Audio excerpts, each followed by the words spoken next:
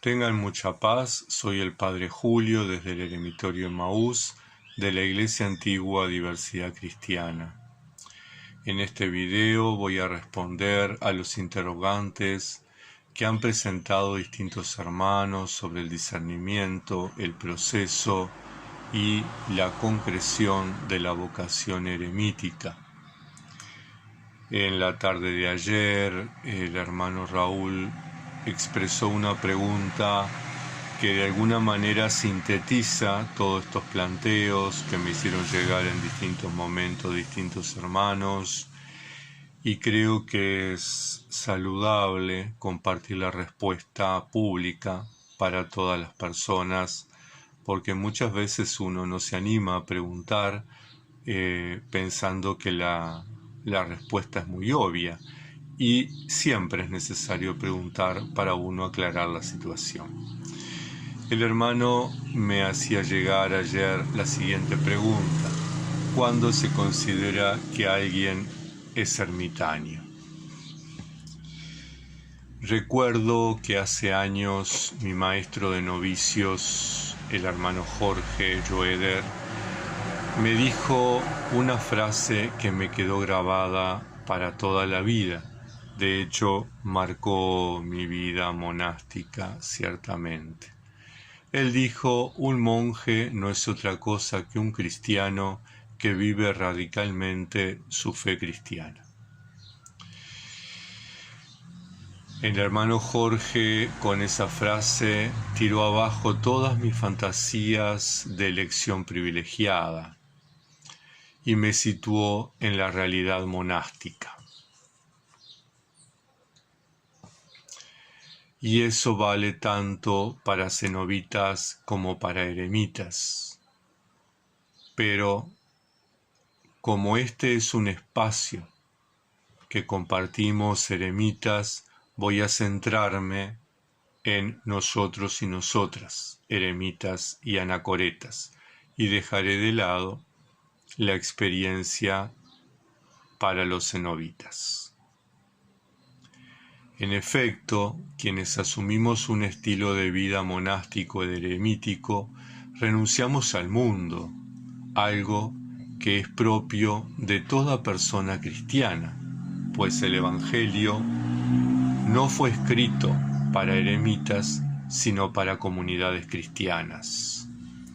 El apóstol y evangelista San Juan pone en boca de Jesús, en el capítulo 15, versículo 19, si ustedes fueran del mundo, el mundo los amaría, como ama a su propia gente, pero ustedes no son del mundo. Yo los elegí para que no fueran parte del mundo, y por eso el mundo los odia. Por lo tanto, la fuga mundi no es algo específicamente monástico, es inherente a la vocación cristiana. Los eremitas vivimos una vida de oración, pero el apóstol Pablo no escribió a los eremitas, sino a la comunidad cristiana de Tesalónica, cuando enseñó en la primera carta a esa iglesia, capítulo 5, versículo 17, oren sin cesar. O como dice la versión bíblica, palabra de Dios para todos, nunca dejen de orar. Por lo tanto, la oración continua no es algo específicamente monástico, no es algo específicamente de los eremitas, sino inherente a toda persona cristiana. De hecho, la tradición ortodoxa, la Iglesia de Oriente, continúa celosamente con esta práctica de la oración incesante a través de la oración de Jesús, y la practican todas las personas cristianas, no solamente los ministros, no solamente los monjes, no solamente los ermitaños. Los eremitas vivimos una vida litúrgica, celebramos el oficio divino, pero el apóstol Pablo no escribió una carta a los eremitas sino a las comunidades cristianas de Éfeso, cuando narra en el capítulo 5, versículo 19, anímense unos a otros con salmos, himnos y cánticos inspirados. Canten de corazón melodías al Señor. Por lo tanto, la celebración del oficio divino o liturgia de las horas no es algo específicamente monástico, sino inherente a toda persona cristiana. De hecho, los cristianos y las cristianas así lo hicieron durante varios siglos del primer milenio, y la tradición ortodoxa aún lo mantiene hasta los días de hoy. El pueblo cristiano celebra el oficio divino en las iglesias. Y así podríamos seguir citando textos de las Sagradas Escrituras vinculados al ayuno, las vigilias, el trabajo y distintos aspectos que los eremitas hemos radicalizado y hemos hecho propio de nuestra vida. Lo que hacemos es radicalizar nuestra vida cristiana. Los votos eremíticos son la ratificación de nuestras promesas bautismales. Si recordamos estas promesas, en la primera se renuncia a Satanás, que no significa otra cosa que renunciar al pecado como negación de Dios, al mal como signo del pecado en el mundo. Renunciamos a las obras de Satanás, que no significa otra cosa que renunciar a las obras opuestas al Evangelio del Señor Jesucristo, y que Evagrio Póntico sintetiza muy bien en los 8 vicios contra los que debe combatir quien ingresa en la vida monástica: la gula, la lujuria, la avaricia, la ira, la tristeza, la asedia, la vanagloria y la soberbia. Renunciamos a los engaños de Satanás, que no es otra cosa que renunciar a los criterios y comportamientos producto o consecuencia de estos vicios señalados por Evagrio Póntico.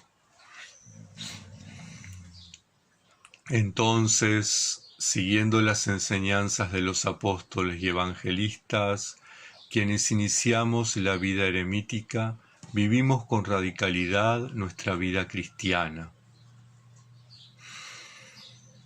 la vida evangélica. Sus enseñanzas, sus propuestas, sus experiencias recogidas en esa vida evangélica. Porque pone el Evangelio de San Lucas en boca de Jesús en el capítulo 9, versículo 82, aquel que empieza a arar un campo y mira para atrás, no sirve para el reino de Dios. Eso significa radicalidad evangélica. Y aquí me detengo en 2 cosas importantes. Cuando hacemos las promesas monásticas, los votos monásticos, fijamos el voto de estabilidad, es decir, vamos a quedarnos aquí, en este lugar, y en este lugar va a ser nuestra tienda del encuentro, nuestro espacio de diálogo con Dios. Los monjes eremitas no andamos de un lado para el otro. Tratamos de que esa quietud que vivimos o queremos vivir en el corazón, la expresemos en la quietud, en el reposo, en el quedarnos en un solo lugar a través del voto de estabilidad.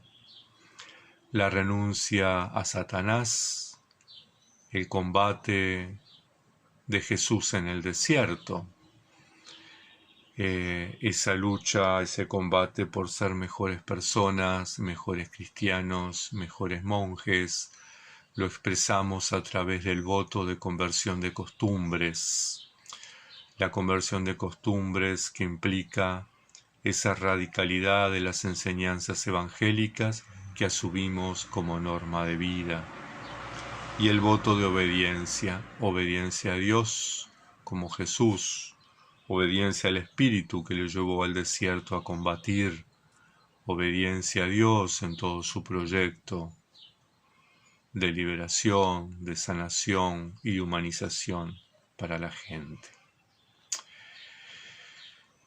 La segunda cosa es que quienes tenemos experiencia de campo, yo no sé si ustedes tendrán o no experiencia de campo, pero cuando uno ara la tierra suele, y es uno solo, va el caballo o el buey delante y uno fija la mirada sobre la cabeza del caballo y fija un horizonte. En las manos lleva sujeto el arado de mancera. Entonces las riendas pueden estar o en las manos, sujetas tensas al arado y a las manos, o nos las atamos en el cuello y de ahí vamos guiando, ¿verdad?, al caballo derecha o izquierda. Pero claro, cuando nosotros miramos hacia atrás sucede este movimiento y al hacer este movimiento el caballo no sabe que estamos mirando para atrás. El caballo piensa que le estamos dando una señal de doblar y él dobla y por lo tanto nuestra línea ya no es recta sino que es curva y el surco que estamos abriendo ya no es más derecho. Por lo tanto, es importante fijar el horizonte y caminar hacia ese horizonte, ¿verdad? No mirar hacia atrás, radicalizarse. Bien, esto para entender un poco el contexto de la vida monástica, de la vida eremítica. Muchas veces hablamos de una elección privilegiada, muchas veces hablamos de un cariño especial de Dios hacia nosotros. Muchas veces hablamos de la grandeza de la vocación eremítica. En realidad, la grandeza de la vocación eremítica está nada más ni nada menos que en ser buenos cristianos. De hecho, eso es lo que aprendí del hermano Jorge en mi noviciado, al comienzo de mi noviciado. Y eso es lo que he tratado de vivir, ser un buen cristiano, ¿verdad?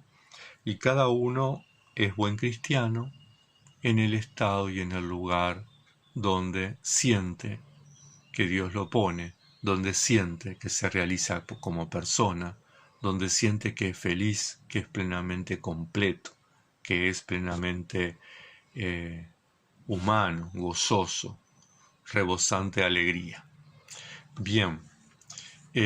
Hay una primera etapa en la vida eremítica, como en toda vida, como le pasa a quien va a estudiar medicina, a quien va a estudiar leyes, a quien va a estudiar veterinaria, a quien va a estudiar zapatería, carpintería,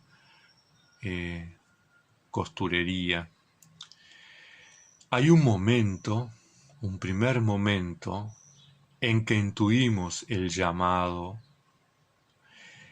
Puede ser a partir del testimonio de vida cristiana de una persona, puede ser a través del testimonio de un eremita, puede ser a partir de experiencias de vida, una enfermedad, un accidente, un fallecimiento, un fracaso, en fin, situaciones vitales en las que nos replanteamos nuestro ser, nuestro hacer y nuestro tener. Puede ser a partir de un retiro espiritual o un momento muy fuerte de oración. Es decir, que en la mayoría de los llamados experimentamos el paso del Señor Jesús Cristo por nuestra vida. Experimentamos su invitación como algo personal, como le sucedió a nuestro padre San Antonio, que estando en el templo escuchó que se leía la perícopa del joven rico en Mateo 19:21 y entendió que era una invitación personal, así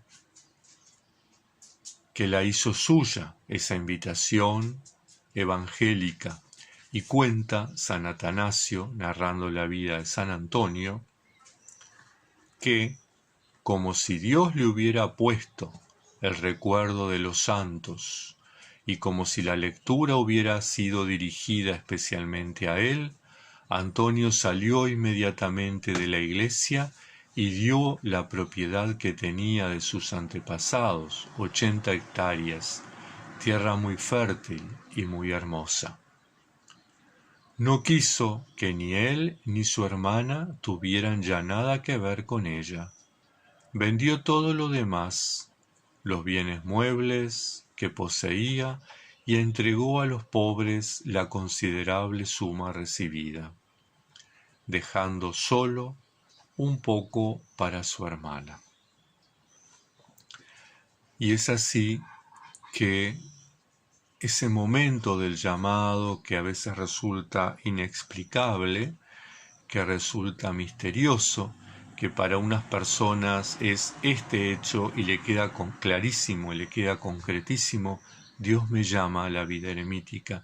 Y para otras personas es una larga búsqueda. A mí me llevó 40 años darme cuenta de lo que el Señor me pedía.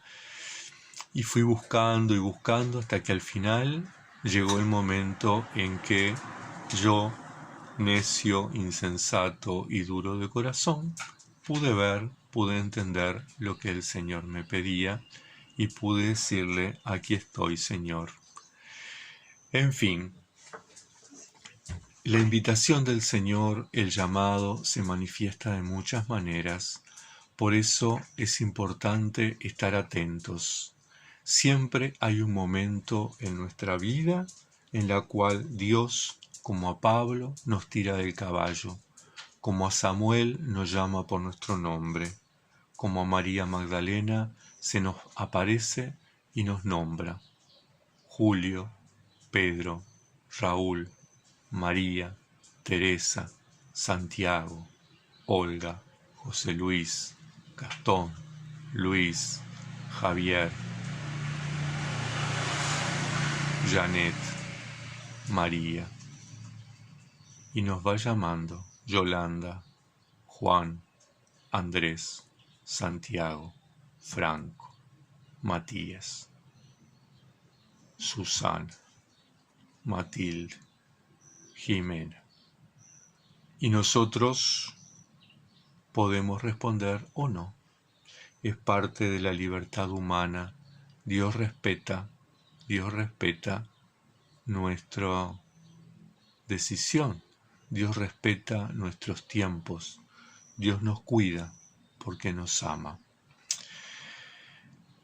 Bien, hermanas y hermanos, en el próximo video, que va a ser mañana, porque este tema es bastante largo, vamos a estar hablando sobre el discernimiento y sobre los inicios de esta vocación eremítica.